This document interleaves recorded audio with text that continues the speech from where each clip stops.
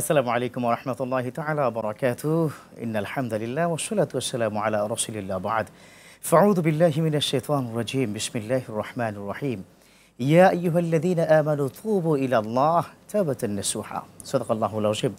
সুপ্রদর্শক, দেশে কিংবা দেশের বাইরে যে যেখান থেকে দেখছেন এই মুহূর্তে আপনাদের প্রিয় চ্যানেল RTV আপনাদের সকলকে স্বাগত জানাই, মোবারকবাদ জানাই। আমি ডক্টর ফখরুল আশিকি।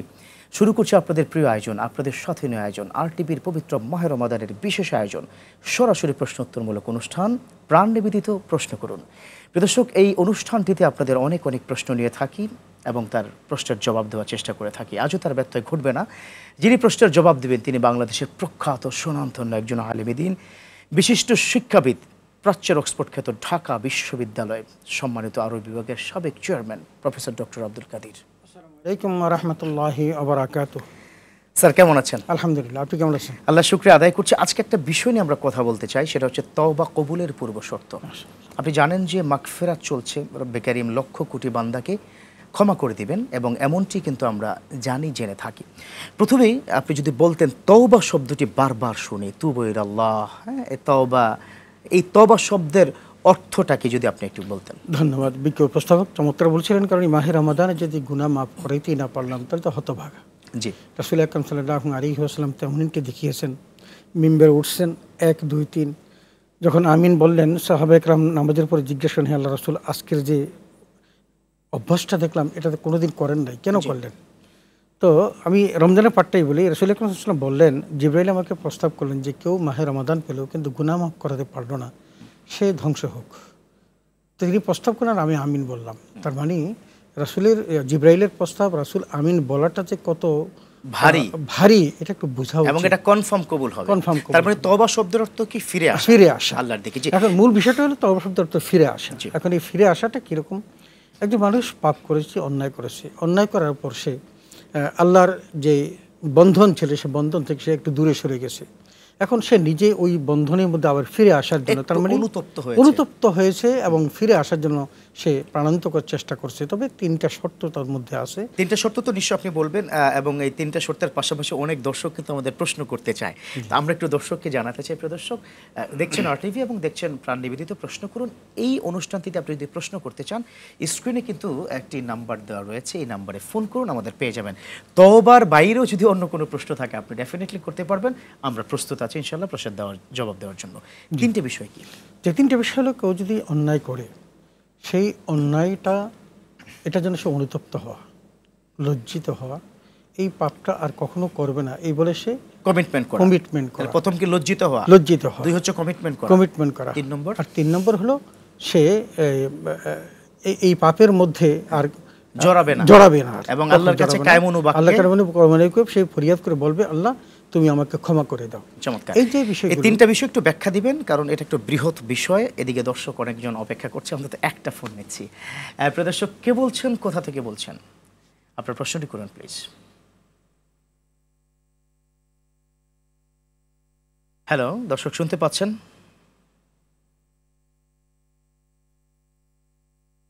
দর্শক, সম্ভবত আপনি সংযোগটি বিচ্ছিন্ন হয়ে গেছে, আপনি আবার চেষ্টা করুন, ইনশাআল্লাহ আমাদের পেয়ে যাবেন। তাহলে প্রথম পেলাম অনুতপ্ত, 2 নম্বর হচ্ছে কমিটমেন্ট, 3 নম্বর হচ্ছে চোখের পানি ছেড়ে দিয়ে আল্লাহর কাছে বলা।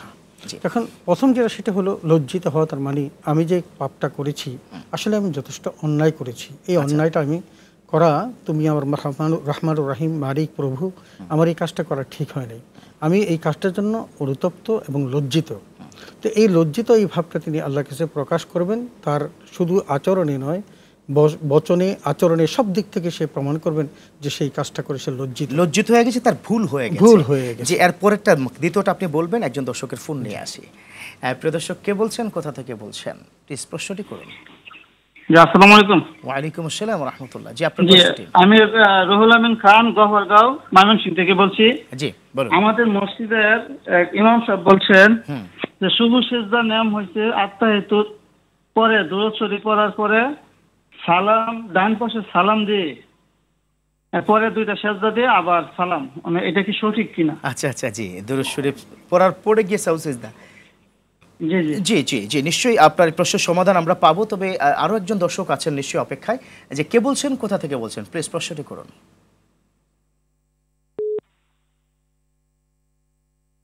দর্শক আপনি কি সংযোগে আছেন, শুনতে পাচ্ছেন প্লিজ? জি, আসসালামু আলাইকুম। ওয়ালাইকুম জি, আসসালাম। আসসালামু আলাইকুম। জি প্রিয় বোন, প্রশ্ন করুন। জি, আমার একটা প্রশ্ন ছিল যে আমার একটু প্রশ্নটা মানে একটু শুনিয়েন, আমি আর যে করছিলাম ভালো করে উত্তরটা পাইনি।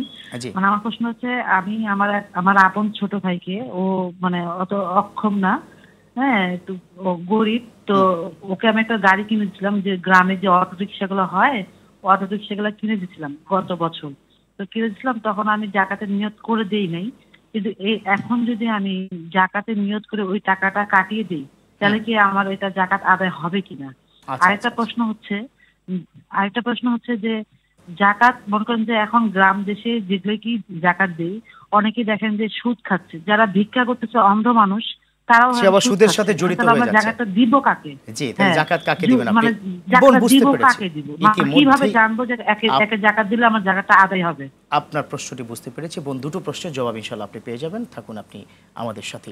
যে তিনি জাকাত নিয়ে একটি দুটো প্রশ্ন করেছেন, তবে তার আগে আমার এক ভাই তিনি যে প্রশ্নটি করেছিলেন, ইদানিংকালে কোনো এক মাওলানা বা কোনো এক মসজিদের ইমাম সাহেব তিনি বললেন যে দুরুদ শরীফের পরে নাকি সালাম ফিরিয়ে তারপরে মানে সাহু সিজদাকে দেওয়া। এই দুটোই হাদিসে স্বীকৃত আছে, স্বীকৃত। দুটি হাদিসে, একটু হলো আত্মীয়ত পরে আপনি সালাম ফিরাবেন, আবার দুটো সেজদা করবেন, করার পর আবার বসে আবার আত্মীয়ত আবার দুরুদ পড়ে আবার সালাম ফিরাবেন। এটাও যেমন হাদিসে আছে, জি। আবার ওইটাও হাদিসে আছে যে আপনি আত্মীয়ত এবং দুরুদ পুরাটাই পড়বেন, পড়ে তারপর সালাম ফিরাবেন, তারপর দুটো সেজদা করবেন, করে উঠে আবার আসসালামু আলাইকুম রাহমাতুল্লাহ, আসসালামু আলাইকুম রাহমাতুল্লাহ, দুটি হাদিস তার স্বীকৃত। তো আমাদের দেশের যে ট্রেন্ডিংটা আছে, আমাদের দুটো দেশে হাদিসে আছে, এটা জাস্ট আমি একটু কি দর্শক আপনাদেরকে বলছি, একটা সমাজে যেখানে বুকে হাত বাঁধাকে নিয়ে একটু, এটা হচ্ছে শাফি মাযহাবের একটা বিষয়, সেটা বাংলাদেশে হানাফি মাযহাবের সাথে খুব একটা যায় না, যার কারণে সবাই আমরা এই পেট কিংবা নাভির উপর হাত বাঁধি। আপনি হুট করে বুকের উপর হাত বাঁধলেন, এটাও জায়েজ, এটাও সহি হাদিস, ওটাও সহি হাদিস, কিন্তু এই যে একই জায়গায় একই মসজিদের মধ্যে দুই রকম হওয়াতে একটা ধরনের বিশৃঙ্খলা তৈরি হতে পারে। আমার কাছে মনে হয় যে কোনো আমাদের দেশে যেটা প্রচলিত সেটা হলো আমরা আত্মীয়ত পড়েই সালাম ফিরাই, তারপরে সেজদা করি, সেজদা করার পর আবার বসে আত্মীয়ত দুরূদ শরীফ, তারপরে আবার সালাম ফিরাই। এটা হলো আমাদের দেশে নিয়ম। অতএব আমরা এটাই করার চেষ্টা হানাফি করি। মাযহাব কিন্তু এটি স্বীকৃত। জি, চমৎকার। আমার বোন প্রথম প্রশ্নটি করেছিলেন, তিনি তার ভাইকে দিয়েছিলেন একটি গাড়ি, যে তার জন্য একটু চলাফেরা করার জন্য, কিন্তু তার ভাইয়ের দেওয়ার সময় তিনি জাকাতের নিয়ত করেন নাই, কিন্তু জাকাতের ফান্ড থেকে তিনি দিয়েছেন, এখন ওই নিয়ত পূর্ণ হবে কিনা? জি, অবশ্যই পূর্ণ হবে।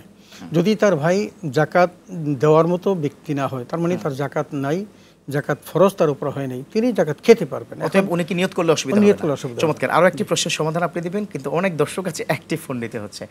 প্রিয় দর্শক, কে বলছেন, কোথা থেকে বলছেন প্লিজ?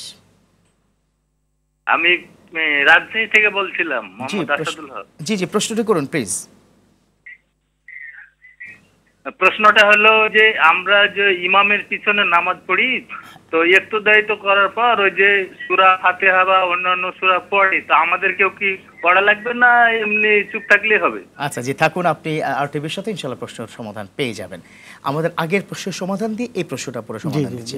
প্রিয় বোন তিনি বললেন যে আমি জাকাতের নিয়ত করেছি, গ্রামের বাড়িতে দেব, কিন্তু যারা গ্রহীতা এর মধ্যে অনেকেই আছে তারা সুদের সাথেও জড়িত, তাদেরকে জাকাত দিবে কিনা? আসলে উনি জাকাত দিবেন, উনি যে 8টা খাতের জন্য আল্লাহ তাআলা বরাদ্দ করেছেন, সে 8টা খাতের মধ্যে হলে ওনার পক্ষ থেকে আদায় হয়ে যাবে। এখন ওই ব্যক্তি কি কাজের সাথে জড়িত এটা দেখে যদি উনি দিতে পারেন বাজ বিচার করে, সেটা তার জন্য উত্তম, কিন্তু তাকে তো জাকাত কাউকে না কাউকে দিতে হবে। এবং ডিজার্ভিং যারা এটার জন্য প্রাপ্য, একদম ইন্নামাস সাদাকাতু লিল ফুকারা ওয়াল মাসাকিন ওয়া আলামিনা আলাইহা, এই যে 8টা খাত বলা হয়েছে, তোর মধ্যে যদি ফকির এবং মিসকিন হয়, যারা নিঃস্ব অসহায়, আপনি এমনকি দিলেন যে আমরা যেমন ভাসমান কোনো ফকিরকে জাকাত দেওয়া জায়েজ নেই। কেন জায়েজ নেই? কারণ এই ভাসমান ফকির যে আবার তার এত বিত্ত বৈভব নাই এবং সে যে জাকাত দেনেওয়ালা না, এটা আপনি তো চিহ্নিত করতে পারেন না, আপনি তো ক্লিয়ার না। সুতরাং এমন কাউকে দিতে হবে যাকে ক্লিয়ার। এই জন্য যদি শহরের মানুষ গ্রামে দেয়, তাহলে গ্রামের কোনো একজন প্রতিনিধি থাকবে যিনি বেশি সিনের তালিকা তৈরি করে দিবে, তাদের মাধ্যমে দিবে। তার মানে তাহলে প্রপার্টি তার এই জাকাতটা ডিস্ট্রিবিউট হবে। যেহেতু আপনি গ্রামের একজন কি নেতার কথা কিংবা দায়িত্বশীলের কথা বলছেন, তিনি তো স্বজন প্রীতিও করতে পারেন, এটা হতে পারে। তবে এই ক্ষেত্রে তার শুধু একটু ওভারলোক করতে হবে যে আমি কতটুকু সে দায়িত্বশীল ভূমিকা পালন করলো। প্রয়োজনে সে একটু ক্রস চেক করলো, আরো আত্মীয়-স্বজন তার মাধ্যমে একটু ক্রস চেক করে দেখলো যে যাদের নাম দিয়েছে এরা সত্যিকার প্রপার্টি পাওয়ার যোগ্য কিনা। এর মধ্যে যারা আছে সুদের সাথে জড়িত, খুব গরিব, কিন্তু হয়তো সুদ দেয়, এই যে টাকা নিয়ে 1 লাখ টাকা দিয়ে 1,10,000 করে নিচ্ছে, এদেরকে কি দেওয়া যাবে? না, এরা যদি কেউ যদি বিনিয়োগ করে, সুদের উপরে বিনিয়োগ করে, এদেরকে দেওয়া যাবে না। কারণ তার তো নিজেই টাকা আছে। তার মানে আপনি যদি বর্তমান প্রেক্ষাপটে যদি আপনি 52.5 ভরি রূপার সমপরিমাণ টাকা যদি কারো কাছে থাকে, 80-85,000, হ্যাঁ 80-85,000, তাহলে সেই তো জাকাত দেনেওয়ালা। তার মানে যদি এরকম হয় যে 1 লাখ টাকা তার কোথাও গচ্ছিত আছে, যে কাউকে এসে দিয়া সেখান থেকে সুদ খাচ্ছে, তাকে তো জাকাত দেওয়াই যাবে না, কোনো সুযোগ নেই। চমৎকার সমাধান আপনি দিয়েছেন। এবার আমার এক প্রিয় ভাই তিনি প্রশ্ন করেছিলেন যে আমরা তার বাড়ি রাজশাহী, তিনি কি নামাজ যখন পড়েন সূরা ফাতিহা বা সূরা কি মিলানোর ক্ষেত্রে ইমাম সাহেবের পিছনে তিনি যখন দাঁড়িয়ে ফরজ নামাজগুলো পড়েন সেক্ষেত্রে তাকে পড়তে হবে কিনা? আসলে ইমাম সাহেবের পিছনে যখন একটাতে বিহাদের ইমাম বলে যখন দাঁড়ানো হয়, তখন আর কেরাতুল ইমামে কেরাতুল মুসাল্লিন, ইমাম যে কেরাত পড়েন এটাই মুসল্লির কেরাত, তাকে আর নিজেকে আর পড়তে হবে না। কিন্তু যদি কেউ পড়তে চান, এখন নতুন করে যে প্রশ্নটা রাইজ করেছে সেটা হলো এই সূরাতুল ফাতিহা। আমার কাছে মনে হয় এটা একটু আলোচনাযোগ্য বিষয়। একজন দর্শকের ফোনটা নেওয়ার পরে আলোচনা ফিরছি ইনশাআল্লাহ। প্রিয় দর্শক, কে বলছেন, কোথা থেকে বলছেন, প্লিজ প্রশ্নটি করুন। জি আসসালামু আলাইকুম, আমি হচ্ছে রংপুর থেকে বলছি। জি প্রিয় বোন, প্লিজ। জি আমি বলতে চাচ্ছিলাম যে আমার পিরিয়ড ভালো হয়ে গেছে, 15 দিন হয় নাই এখনো, আবার পিরিয়ড হচ্ছে, এই অবস্থায় কি আমি রোজা রাখতে পারবো? আচ্ছা জি, থাকুন আপনি আরটিভির সাথে, ইনশাআল্লাহ প্রশ্ন উত্তর পেয়ে যাচ্ছেন। জি, পিরিয়ড তার হয়েছে 15 দিন আগে, আবার 15 দিন পরে হয়েছে না। যদি পিরিয়ড তার হয়ে যায়, এটা যদি যে নিয়ম বিধান মোতাবেক হওয়ার কথা, তাকে 7 দিন পর্যন্ত তিনি অপেক্ষা করবেন, এরপর তিনি অটোমেটিক্যালি তিনি তার তখন এটা ইস্তেহাজা হয়, এটা তার রোগ হয়, সুতরাং তিনি রোজা রাখবেন। কিন্তু তার যদি আবার 15 দিন পর হয়ে থাকে, যদি এটা সে বুঝতে পারেন যে এটা তার পিরিয়ড রোগ, তিনি অসুস্থ, তাহলে তিনি রোজা বন্ধ করে দেবেন। না, কিন্তু যদি এমন হয় যে মানে 15 দিন পরে তো স্বভাবত হওয়ার কথা না, সেখানে যেহেতু 15 দিন পরে হয়েছে, তাহলে এটা কি আমরা অসুস্থ ধরে নিব? আমরা অসুস্থ ধরে নিব, এটা অসুস্থ। এই সুযোগটাও তো আছে তাকে বন্ধ রাখা, ফামান কানা মিনকুম মারিদান আও আলা সাফারিন ফাইদাতু মিন আইয়ামিন, এটা কোরআন থেকে এই সুযোগ দিয়েছে।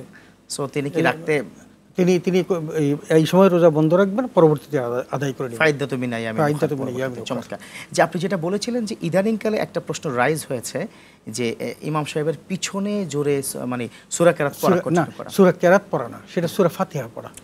তারা শুধু সূরা ফাতিহার ব্যাপারে বলছেন যে লা সালাতা ইল্লা বিল ফাতিহাতিল কিতাব, যে সূরা ফাতিহা ব্যতীত নামাজই হবে না। এখন আপনি ইক্তেদা করলেন, কিন্তু আমি সূরা ফাতিহা পড়লাম না, তাহলে আপনি কেমন হলো, নামাজ তো হবে না। ওই প্রশ্নের উপর তারা এখন সূরা ফাতিহা পড়ার জন্য বলেন, একটা মাসলাক থেকে আসছে। কিন্তু রাসূল আকরাম সাল্লাল্লাহু আলাইহি ওয়াসাল্লাম কোন এক সাহাবীকে আসরে নামাজের সময় যখন তিনি কিছু পড়তেছিলেন, তিনি সালাম ফিরানোর পর বলেন, তুমি কি পড়তেছিলে? তখন তো বলেন যে তোমার তো জানা উচিত যে কেরাতুল ইমাম কেরাতুল মুসাল্লিন, ইমাম যে কেরাত পড়ে এটাই মুসল্লির কেরাত। এটা চূড়ান্ত সমাধান, এটা নিয়ে আমার মনে হয় বিতর্ক আমরা করতে চাই না। চমৎকার। জি, আমরা আলোচনা আবার ফিরছি একটা ছোট্ট বিরতির পর ইনশাআল্লাহ তাআলা। দর্শক, দেখছেন আপনাদের প্রিয় চ্যানেল আরটিভি এবং আরটিভির নিয়মিত আয়োজন, প্রতিদিনের আয়োজন, সরাসরি প্রশ্নোত্তরমূলক অনুষ্ঠান প্রাণ নিবেদিত প্রশ্ন করুন। নিচ্ছি ছোট্ট করে বিরতি, ফিরছি কিছুক্ষণের মধ্যেই।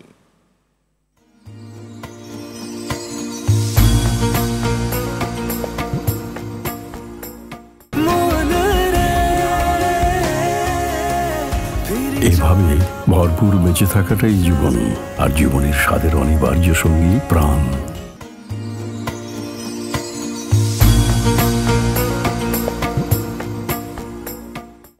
আলহামদুলিল্লাহ, প্রিয় দর্শক, ফিরে এলাম বিরতির পর। আমাদের সাথে থাকার জন্য ধন্যবাদ।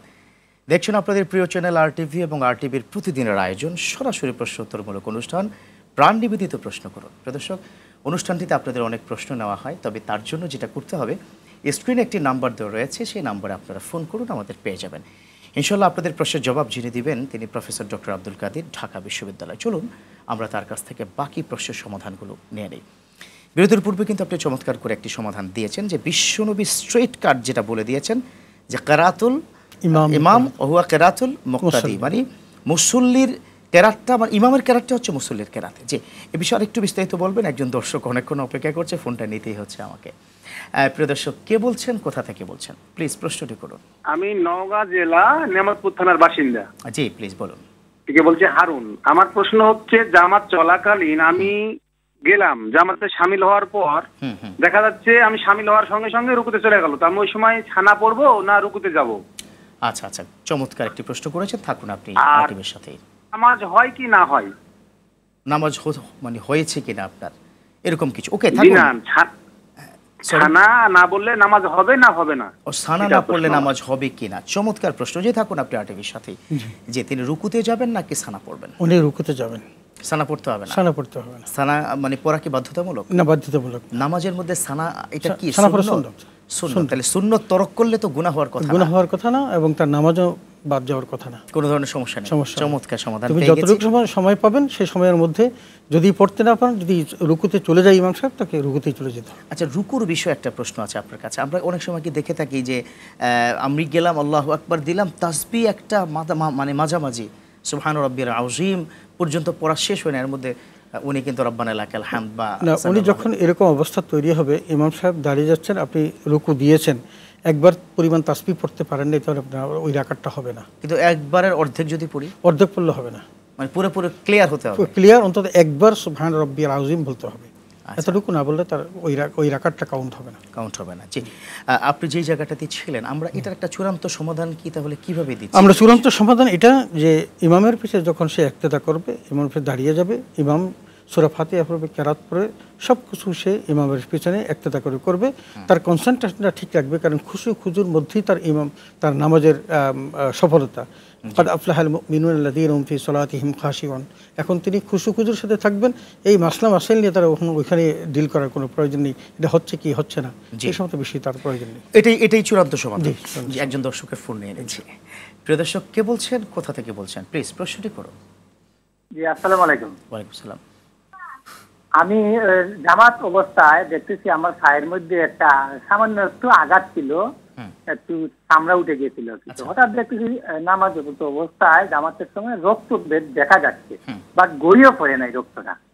তো এই অবস্থায় কি আমি নামাজটা ভেঙে দিব নাকি কন্টিনিউ করবেন? জি, থাকুন আপনি আমাদের সাথে, ইনশাআল্লাহ প্রশ্ন উত্তর পেয়ে যাচ্ছেন। জি, মশা কামড় হয়তো একটু না, যেটাই হয়েছে রক্ত বের হইলেই যে উজু ভেঙে যায় এমনটি না। রক্ত গড়িয়ে পড়লে, রক্ত যদি গড়িয়ে পড়ে, আপনি কাপড়ের দিকে তাকালেই বুঝতে পারবেন যে এটা রক্ত গড়িয়ে পড়া রক্ত কিনা, কারণ তখন একটু ওই জায়গাটা একটু বড় হবে। আচ্ছা, রাইট।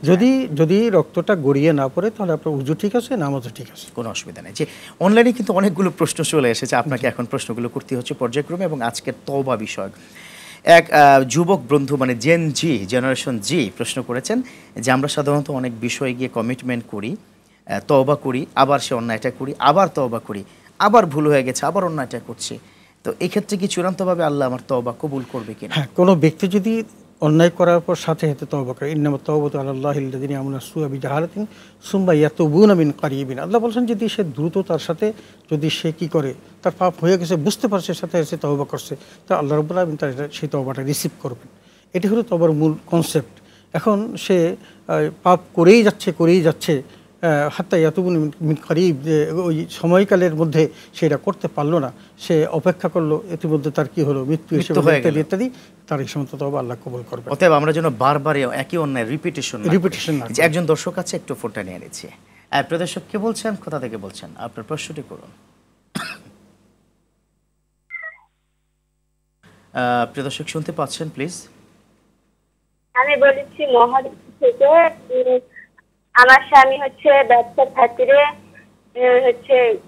হিন্দু মানুষের সাথে চলাফেরা মানে করে, কিন্তু কোনো জিনিস যদি দেয়, তরকারি বা দুধ এগুলো যদি রমজান মাসে দেয়, খাওয়া যাবে কি? আচ্ছা, জি থাকুন, আপনি আমাদের সাথে প্রিয় বোন প্রশ্ন উত্তর পেয়ে যাচ্ছেন। ব্যবসার খাতিরে কোনো এক হিন্দু ফ্যামিলির সাথে তাদের রিলেশন কিংবা তার আন্ডারে চাকরি করছেন, তো সেই ক্ষেত্রে তিনি দুধ বা এই জাতীয় কোনো কিছু যদি তাকে দেয়, তা দিয়ে সেহরি খেলে হবে কিনা? আসলে একটা জিনিস আমাদের মনে রাখতে হবে যে ইবাদত কবুলের পূর্ব শর্ত হালাল উপার্জন। একজন হালাল উপার্জনকারী ব্যক্তি, তার যেটার মধ্যে সে একদম পুরা বিল্ড আপ, তার কমিটমেন্ট থাকবে যে আমার এই ইনকামটা হালাল, ওটা দিয়ে তিনি তার ইবাদত করবেন। কারণ ইবাদত যদি হারাম উপার্জন দ্বারা করেন, তাহলে তার এই ইবাদতটা আল্লাহর দরবারে কবুল হবে না। এখন বিধর্মী কেউ যদি তাকে দেয়, এমন কোনো খাদ্য খাওয়া যাবে না, যেমন আপনি লিকুইড কোনো বিষয় না, কোনো গরু মুরগি এই সমস্ত বিষয় না, শুকনা কোনো জিনিস দিলে সেগুলো খাওয়া যাবে, তবে বিধর্মীর এটা পরিহার করাটাই উত্তম। মানে এর তাকওয়ার খেলাফ হয়। তবে তাতে করে যদি সম্পর্ক নষ্ট হয়ে যায়, এরকম প্রবল সম্ভাবনা থাকে, তাকে দেখানো যাবে না, তাকে দেখিয়ে এই কাজ করা যাবে না, কারণ সামাজিক যে সুস্থ সমাজ ব্যবস্থা, সেটাও তাকে বহাল রাখতে হবে কোনোভাবে। ওকে, আমরা একটু তওবার আরও বেশ কিছু প্রসঙ্গ সেটা নিয়ে আমরা কথা বলবো। অনেকগুলো প্রশ্ন অনলাইনে আছে, তবে তার আগে আমাদের ডিরেক্ট ফোন আছে একজন দর্শককে, আমরা তার সাথে একটু কথা বলে নাই। প্রিয় দর্শক, কে বলছেন, কোথা থেকে বলছেন, প্লিজ প্রশ্নটি করুন। আচ্ছা, আমি বাড্ডার থেকে বলছি। জি, বাড্ডার থেকে বলছি। আসসালামু আলাইকুম। ওয়ালাইকুম আসসালাম। জি প্রিয় বোন, প্রশ্ন করুন। আমি ফোন করছি যে আমার 7 ভরি গয়না আছে, এবং ওই যজ্ঞাটা কি আমার আপনজনের মধ্যে আমার যে একটা বোনের মেয়ের হাজবেন্ড মারা গেছে, 3টা বাচ্চা রাখি, তাকে কি দেওয়া যাবে? 7 ভরি স্বর্ণ আছে, আর মানে হচ্ছে আপনার উপর যাকাত ফরজ, ওই যাকাতের টাকা আপনার বোনকে দেওয়া যাবে কিনা, তাই তো? বোন না, বোনের মেয়ে। বোনের মেয়েকে মানে ভাগ্নি যাকে বলে তাকে দেওয়া যাবে কিনা। যে থাকুন আপনি, যে আরটিভির সাথেই থাকুন, ইনশাআল্লাহ প্রশ্ন উত্তর পেয়ে যাচ্ছেন। জি, এখন ওনার 7 ভরি স্বর্ণ আছে, টাকা আছে কিনা এটা কিন্তু বলেন না। যদি টাকা তার থেকে থাকে তাহলে জাকাত ফরজ, যদি শুধুই স্বর্ণ থাকে 7 ভরিতে তার জাকাত ফরজ হবে না। এখন আমাদের দেশে কিন্তু এমন 7.5 ভরি এরকম আমার মনে হয় উনি নিজেই জানেন যে তার জাকাত ফরজ আছে। হ্যাঁ, ওনার জাকাত যদি ফরজ হয়ে থাকে তাহলে জাকাতটা হিসাব করে কিন্তু তার ভাগ্নি, আত্মীয় স্বজন যারা সবচেয়ে কাছে রিলেটেড তাদেরকে আগে দিতে হবে, এটি তারা সবচেয়ে বড় হকদার। সুতরাং উনি তার ভাগ্নিকে দিতে পারবেন, তাতে করে ডাবল সওয়াব হবে। একটা হচ্ছে আত্মীয়তার হক, আর একটা জাকাত হবে। চমৎকার চমৎকার। যে আমাদের একটু আমরা তওবা নিয়ে কথা বলি, যে তওবা কবুল হওয়ার শর্ত কয়টি, এবং বিশেষ করে যারা হারাম ইনকাম করছে তাদের তওবা কবুল হবে কিনা? আচ্ছা, তওবা কবুল হওয়ার 3টা শর্ত আমরা তো বলেছি। কি করা, একটা হলো তাকে অনুতপ্ত হওয়া, কমিটমেন্ট দেওয়া, তওবা করবেন না, এবং তিনি লজ্জিত হবেন এই ব্যাপারে। এরপর তাকে বারবার যদি তিনি একই কাজ রিপিটেশন করেন তাহলে আল্লাহর সাথে প্রহসন করা, তাকে এমনভাবে তওবা করতে হবে যে তিনি আর কোনোদিন এই কাজ করবেন না। যেমন আল্লাহ তাআলা বলেছেন যে ইয়া আইয়ুহাল্লাযীনা আমানু তুবু ইলাল্লাহি তাওবাতান নাসুহা। এই তাওবাতান নাসুহা কিন্তু এটা তাওবাতান নাসুহা। আমরা একটু ব্যাখ্যাটা শুনতে চাইবো, একজন দর্শকের ফোনটা নিয়ে নিই তারপরে ইনশাআল্লাহ। জি প্রিয় দর্শক, কে বলছেন, কোথা থেকে বলছেন, প্লিজ প্রশ্নটি করুন। আসসালামু আলাইকুম, সাইফুল ইসলাম বলছিলাম বরিশাল থেকে। জি জি বলুন প্লিজ। আমার জানার বিষয় হলো, আমরা যারা ফিতরা আদায় করব, ফিতরাটা আসলে কোন শ্রেণীর লোকদের জন্য বাধ্যতামূলক? মানে কারা দিবেন বাধ্যতামূলক নাকি তারা নিবেন বাধ্যতামূলক, কোনটা? হ্যাঁ, কারা আদায় করবে আর কি। আচ্ছা, আদায় করবে, ওকে।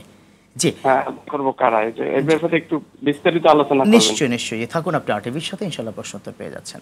আসলে ফিতরার বিষয়টা আমরা যদি হাদিসের দিক থেকে বলি তাহলে বিষয়টা এরকম যে জাকাতে যেই ব্যক্তি দেয় ফিতরাও তিনিই দিবেন, তবে জাকাতের ক্ষেত্রে হলো তার সম্পদটা 1 বছর তার কাছে গচ্ছিত থাকতে হবে, কিন্তু ফিতরার জন্য 1 বছর গচ্ছিত থাকার শর্ত নেই।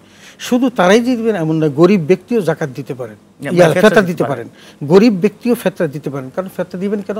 ফিতরা দেন তিনি দুটো উদ্দেশ্যে, একটা তুহরাতুল লিস-সাইমি মিনাল লাগবি ওয়া রাফাস ওয়া তু'মাতুল লিল মাসাকিন, দুটি কারণে আপনি ফিতরা দিয়ে থাকেন। একটা হলো আপনি যে 1 মাস সিয়াম পালন করলেন, আপনার সিয়ামটার মধ্যে যদি কোনো রকম ত্রুটি বিচ্ছিত হয়ে থাকে, আল্লাহ সেই ত্রুটি বিচ্ছিতিগুলো অপরোধন করবেন এই ফিতরার মাধ্যমে। আরেকটা হলো গরিব দুঃখী অনাথ অসহায় আপনার পাশে যারা নিরন্ন বিপন্ন মানুষ আছে, তারা যেন ঈদের দিন কিছু একটা খেয়ে এবং সুন্দর পোশাক পরে আনন্দ ভাগাভাগির জন্য ভাগাভাগি করার জন্য, এই দুটো কারণে। সুতরাং এই দুটোর সাথে সম্পদের সম্পর্ক নয়, এটা হলো অন্তরের সম্পর্ক। কেউ যদি মনে করে যে আমার পাশে যে লোকগুলো আছে তাদেরকে দিব, তার নেশা পরিমাণ সম্পদ নেই, দরকার নেই তার, তিনি নিজের কল্যাণে নিজেরকে রোজাকে হেফাজতে রাখার জন্য, এটা কবুল করানোর জন্য একটা অন্যতম সুযোগ। রাসূল বলেন কিন্তু যদি যারা এই যে 1 মাস পর্যন্ত ইবাদত করবে তাদের ইবাদতগুলো আকাশে মুআল্লাক থাকবে, ঝুলে থাকবে, ফিতরা না দিলে তারা ইবাদতটা কবুল। তার মানে হচ্ছে আপনি কবুল করাতে হলে ফিতরাও লাগবে। যে চমৎকার আপনি আলোচনা করছিলেন ইবাদত, মানে বিশেষ করে তওবা কবুলের পূর্ব শর্ত নিয়ে। তবে একটা ছোট্ট বিরতির আবার সময় এসেছে, তারপরে ইনশাআল্লাহ। প্রিয় দর্শক, দেখছেন আপনাদের প্রিয় চ্যানেল আরটিভি এবং আরটিভির নিয়মিত আয়োজন প্রাণ নিবেদিত প্রশ্ন করুন। নিতে হচ্ছে আবারও ছোট্ট করে বিরতি, কোথাও যাবেন না, ফিরছি কিছুক্ষণের মধ্যেই।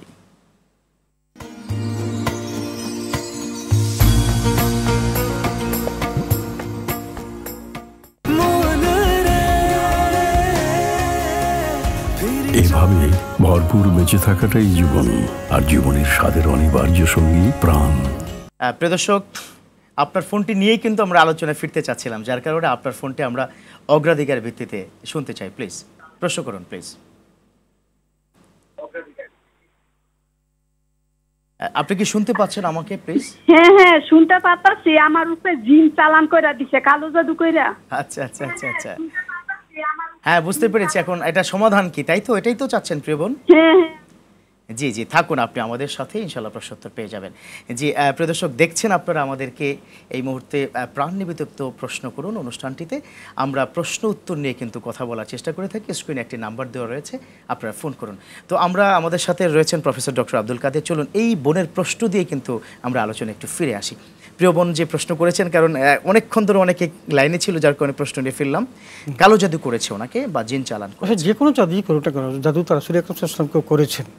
রাসূল সাল্লাল্লাহু আলাইহি ওয়াসাল্লাম জাদু থেকে মুক্তি পাওয়ার জন্য যে কাজটা করেছেন, সেই কাজটা করলেই তো মুক্ত হয়ে যায়। সেটা হলো তিনি 5 ওয়াক্ত নামাজের পরে, বিশেষ করে ফজর এবং মাগরিবের পরে তিনি সূরা নাস এবং সূরা ফালাক এই দুটো সূরা পড়ে শরীরের মধ্যে তিনি মাখবেন, এভাবে উল্টাভাবে পুরো বডিটাকে মাসাজ করবেন। আচ্ছা, এভাবে যদি 3বার করে করেন ইনশাআল্লাহ ঠিক হয়ে যাবে। ইভেন আমরা শোয়ার সময় কাজটি করতে পারি, এটা শোয়ার সময় করতে পারি। আচ্ছা, আমাদের অনুষ্ঠান একেবারে শেষ প্রান্তে, যেহেতু আপনি একটু সংক্ষেপে যদি আমাকে বলতেন যে আমরা যারা মানে তওবা করছি তাদের সম্পদটা পিওর হওয়া ছাড়া কি তওবা কবুল হবে কিনা, বা তওবা হওয়ার মানে কবুলের শর্তগুলো এখানে কি?